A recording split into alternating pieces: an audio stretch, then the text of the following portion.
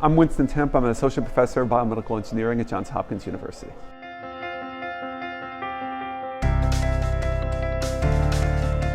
The focus of my current research activity is trying to develop new sequencing methods to explore the central dogma of biology. Specifically, we're working on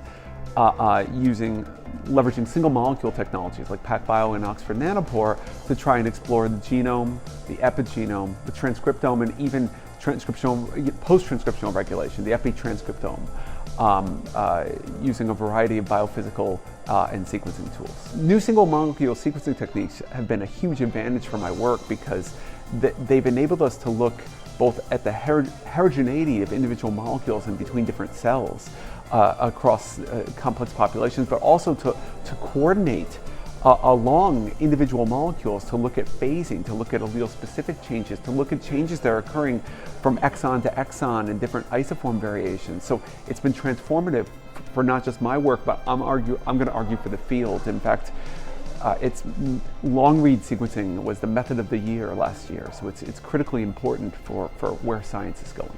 New single molecule sequencing techniques are really helping research in the human genome.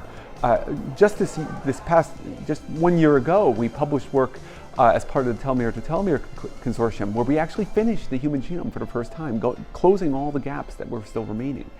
And new questions are being answered about what different gene isoforms exist, just using these different long reads, to say nothing of new information we're gaining about phasing and differences between different alleles on different parts of the genome, and investigating these highly repetitive areas that we can now stretch through and see with single molecule sequencing. But importantly, there are hosts of changes that we've missed up till now because short read sequencing has limited our gaze to where we can look at the genome.